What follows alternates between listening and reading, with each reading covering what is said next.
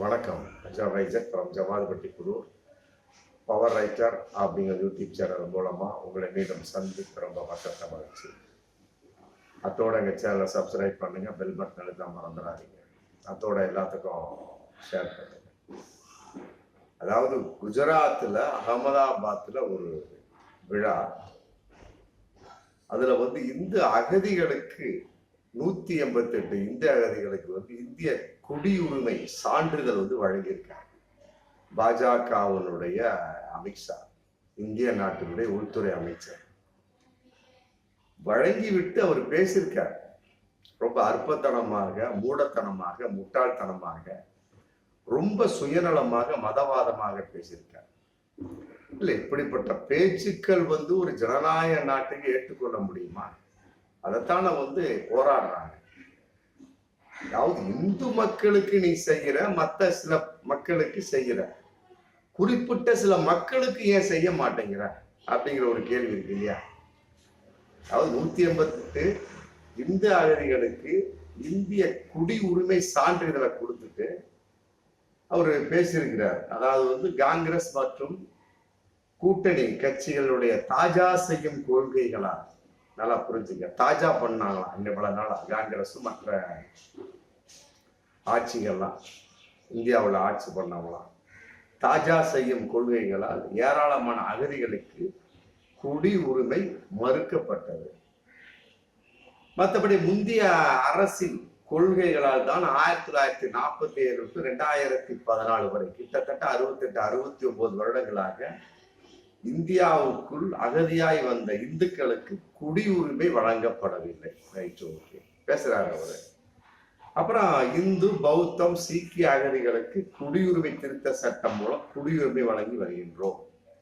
மற்றபடி சிஏஏ அப்படிங்கிறது லட்சக்கணக்கான அகதிகளுக்கு உரிமையும் நீதியும் வழங்குவதாகும். ரைட், ஓகே, குடியுரிமை வழங்குறீங்க. இந்தியாவை தேடி வந்த அகதிகளுக்கு, பாதிக்கப்பட்டு இந்தியாவுக்குள் இருக்கும் அகதிகளுக்கு இந்திய குடியுரிமை வழங்குறீங்க. Right, okay. அது என்ன இந்து, பௌத்தம், சீக்கியம்? இஸ்லாமியர்கள் இந்தியாவில் கிடையாதா? இலங்கை தமிழர்கள் இந்தியாவில் பாதிக்கப்பட்டு கிடையாதா? இந்த ரெண்டையும் விட்டீங்க. அதைத்தாப்பா கேட்குது. அதைத்தான நாடாளுமன்றத்தில் திருச்சி சிவாவும் கேட்டாரு. ஒன்னும் எல்லாத்தையும் சேரு, இல்லாட்டி சேர்க்காத, முடிஞ்சு போகுது. அதுல குறிப்பிட்டு ஒரு 3 பேர் 4 பேரை மட்டும் சேர்த்துக்கிட்டு அப்ப அவங்க மட்டும்தான் இந்திய சுதந்திரத்துக்காக பாடுபட்டவங்களா? இந்துக்களும் பௌத்த மதமும் சீக்கியத்தை இந்திய சுதந்திரத்துக்காக பாடுபட்டவங்க. மற்றவங்களாம் என்ன, இஸ்லாமிய அரேபியால ஓடி வந்தவர்கள், இலங்கை தமிழர்கள் என்ன இலங்கையில யாழ்ப்பாணத்துல ஓடி வந்தவங்களா? இல்ல, நீங்க மட்டும்தான், பிஜேபியை பார்த்து கேட்கிறேன், அமித்ஷா பார்த்து, நீங்க மட்டும்தான் அறிவாளிகள், மற்றவங்க எல்லாம் முட்டா பயிர்களா? முந்தைய அரசின் கொள்கைகளால் 1947 to 2014 வரை இந்தியாவுக்குள் அகதிகளாய் வந்த இந்துக்களுக்கு குடியுரிமை வழங்கப்படவில்லை. ரைட், அந்த மாதிரி அந்த 1947 to 2014 வரைக்கும் இஸ்லாமியர்கள் வரலையா?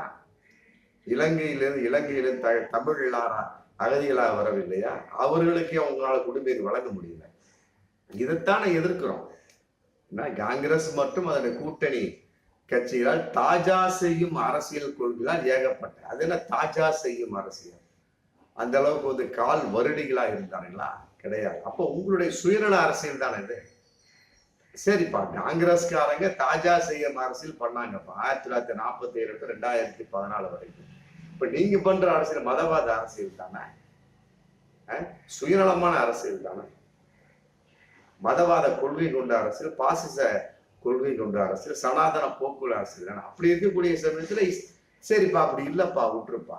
அப்ப இஸ்லாமியர்களுக்கு குடியுரிமை கொடு, இஸ்லாமியர்களுக்கு குடியுரிமை கொடு, இலங்கை தமிழர்களுக்கு குடியுரிமை கொடு.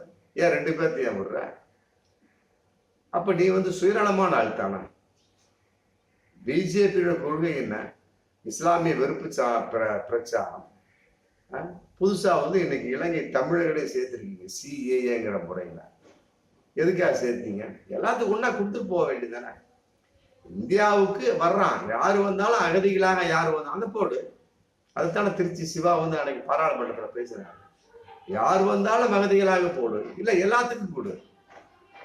என்ன மூணாவது பாயிண்ட் வந்து நீங்க சொல்லக்கூடிய பாயிண்ட் இஸ்லாமியர்களையும் இலங்கை தமிழர்களையும் சரி, இந்த 3 பாயிண்ட் அவர் சொன்னார். அதைத்தான் நாங்க சொல்லிட்டு உட்காந்துருக்கோம். சிஏஏ ஒண்ணு அப்படின்னு அறிமுகப்படுத்துற உடனே அது சம்பந்தப்பட்ட பேச்சு வந்தோடனே ஏகப்பட்ட இஸ்லாமியர்கள் தெருவில் இறங்கி போராடினாங்க. இன்னைக்கு போராடிட்டு தான் இருக்கிறாங்க. பொது சிவில் சட்டமன்ற கான்செப்ட் இன்னும் ஸ்ட்ராங்கா வரக்கூடிய இன்னும் போராடுவாங்க. அதுல மாற்று கருத்தே கிடையாது. எதுக்கு போராடுறாங்க? உங்களுடைய சுயநலமான அரசியல் கொள்கையினாலதான் போராடுறாங்க. பாஜகவினுடைய அரசியல் என்ன? எப்படி இருந்தாலும் சரி, இஸ்லாமியர்களை இந்தியாவை விட்டு விரட்ட வேண்டும். அதான உங்க கொள்கை. 10 வருஷம் ஆண்டீங்க, தனிப்பட்ட முறையில எல்லா விஷயம் செஞ்சீங்க. இந்த 11 ஸ்டார்ட் ஆயிடுச்சு. உங்களால வந்து அதிக பெரும்பான்மையா வர முடிகிறது. அந்த அடுத்து 2021 சுத்தமா வாஷ் அவுட் பண்ணிடுவாங்க. அதுல மாற்று கருத்தே கிடையாது. பீகாருக்கு வந்து 60,000 கோடி, ஆந்திராவுக்கு 15,000 கோடி கொடுத்தா வாய் மூடிட்டீங்க, முடிஞ்சு போச்சு. இருந்தாலும் மக்கள் வாயை மூட முடியுமா? என்ன இருந்தாலும் சரி, உளவாயை மூடிடலாம், ஊர்வாயை மூடவே முடியாது. 2029 கட்டாயமாக இதற்கு உண்டான ஒரு விஷயம் வந்து பாஜக அனுபவிச்சேதான் ஆகும். தாஜா செய்யக்கூடிய அரசியலா இதுவரைக்கும் ஆண்ட காங்கிரஸ் மற்றும் வேறு கட்சியில் இந்தியாவை ஆண்ட பொழுது 1947 2017 வரை தாஜா செய்ய அரசியல் பண்ணாங்களாம். அப்ப நீங்க சரி, அவங்க தாஜா செய்ய அரசியல் பண்ணாங்க. அப்ப நீங்க மதவாத அரசியல் தானே பண்றீங்க, சுயநலமான அரசியல் தானே பண்றீங்க. இந்துக்கள் மட்டுமே நன்றாக இருக்க வேண்டும், சீக்கியர் மட்டும் நன்றாக இருக்க வேண்டும், மற்றபடி பௌத்தம் நன்றாக இருக்க வேண்டும். ஏன் இஸ்லாமிய நன்றாக இருக்கக்கூடாதா? இலங்கை தமிழன் நன்றாக இருக்கக்கூடாதா? அமித்ஷா பேசியிருக்கிறார். ஒரு உள்துறை அமைச்சர் பேசக்கூடிய பேச்சா இது? என்னடா அது? கேட்கிறவெல்லாம் முட்டா பயிரா? பேசக்கூடிய நீங்கள் முட்டாளாக இருக்கலாம், அறிவு இல்லாதவர்களாக இருக்கலாம், கீழ்த்தரமானவர்களாக இருக்கலாம். அதை கேட்கக்கூடிய நாங்கள் வந்து முட்டாள் கிடையாது. இந்திய மக்கள் முட்டாள் கிடையாது. தாஜா செய்யும் அரசியல் யார் செய்தார்கள் என்று மக்களுக்கு தெரியும். அதே நேரத்தை இன்னைக்கு வந்து மதவாத அரசியல் யார் செய்து கொண்டு இருக்கிறாள் அப்படிங்கிறது மக்களுக்கு தெரியும். நீங்க என்னென்ன பண்ணிட்டு இருக்கிறீங்க, என்ன சமாச்சாரம், எல்லாத்துக்கும் இன்னைக்கு வந்து மக்கள்கிட்ட வந்து விடை இருக்கு. அதன் வெளிப்பாடு தான் 10 வருஷம் ஆண்டீங்க, 11ஆம் வருஷம் இன்னைக்கு வந்து அதிக பெரும்பான்மை இல்லை. இருந்தாலும் வந்து நிதிஷ்குமாரையும் சந்திரபாபு நாயுடு வச்சு பண்ணிட்டு இருக்கு. இன்னைக்கு 60,000 கோடி பீகாருக்கு, 15,000 கோடி சந்திரபாபு நாயுடு கொடுத்து வாயை மூடி வச்சிருக்கு. ஆனா ஒண்ணு ஒட்டம் உறுதி, கன்ஃபார்ம், இது உளவாய மூடிடலாம், ஊர்வாய மூட முடியாது. 2029 கட்டாயமா அது வரைக்கும் நீடிப்பீர்களா? நீங்க ஆட்சி நீடிப்பீர்களா? அதுக்கு ஆதாரம் கிடையாது. இன்னைக்கு பல விஷயம் போயிட்டு இருக்கு. இந்த இப்ப சமீபத்துல போட்ட பல திட்டங்கள்லாம் வந்து இன்னைக்கு வந்து நாடாளுமன்ற உரிமை குழு விடப்பட்டிருக்கு. காரணம் என்ன?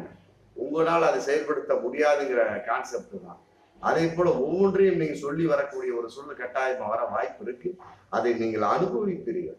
ஆமா, இஸ்லாமிய வெறுப்பு பிரச்சாரம், இஸ்லாமியர்களை விரட்டுவது, இஸ்லாமியர்கள் மாட்டுக்கறி திங்கக்கூடாதுன்னு சொல்லுவது, இதெல்லாம் வந்து என்ன இந்து மதத்தில் சொல்லப்பட்டிருக்கிறதா?